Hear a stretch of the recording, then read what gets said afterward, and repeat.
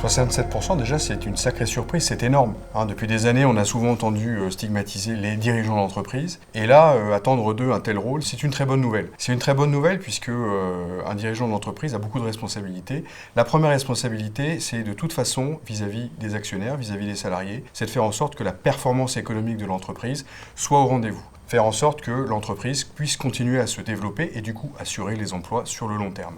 Ça, c'est la première des choses.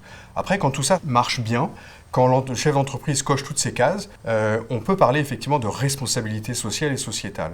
Si je prends l'exemple de Ferrero en France, c'est depuis 60 ans de la création de valeur, c'est depuis 60 ans de l'emploi. Aujourd'hui, c'est 1400 emplois directs, 10 000 emplois indirects. C'est une sacrée responsabilité vis-à-vis de beaucoup de monde.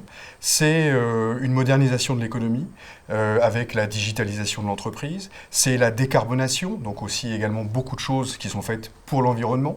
C'est les investissements. Ferrero en France, c'est plus de 120 millions investis dans la production ces dernières années. C'est pas rien non plus. C'est également une forte responsabilité pour faire changer les choses en termes de sourcing de matières premières, en termes de la façon dont on va gérer nos affaires avec nos fournisseurs, avec nos clients, de responsabilité alimentaire également. Donc oui, l'entreprise et le chef d'entreprise, par hypothèse, est à la manœuvre pour faire changer les choses. Car une entreprise qui reste stable et qui ne change rien, c'est une entreprise qui va mourir.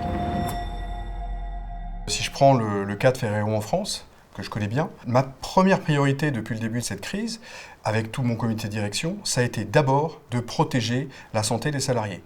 Protéger la santé des salariés pour permettre de continuer notre activité économique.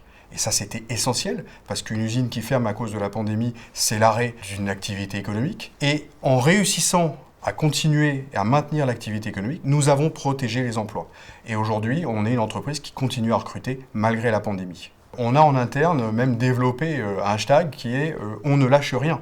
Et c'est essentiel de rassurer les salariés pour dire « Nous sommes là et nous allons faire en sorte que l'entreprise va continuer quoi qu'il arrive ». Alors l'entreprise n'attend jamais que les gouvernants lui disent ce qu'elle doit faire parce que généralement c'est trop tard. Il faut savoir que des changements en matière environnementale, c'est des changements qui se préparent longtemps à l'avance. Quand on s'engage, comme c'est notre cas chez Ferrero en France et tout le groupe Ferrero, pour une recyclabilité à 100% de nos emballages d'ici à 2025, c'est pas quelque chose qui se décide à la dernière minute. C'est le résultat de gros investissements. Il faut changer toutes les lignes d'emballage. Il faut retravailler tous nos produits. Tout ça, c'est en fait le résultat d'entreprises qui anticipent, qui se préoccupent de l'environnement dans lequel elles sont. Et c'est essentiel puisque c'est aussi notre droit de continuer à exister.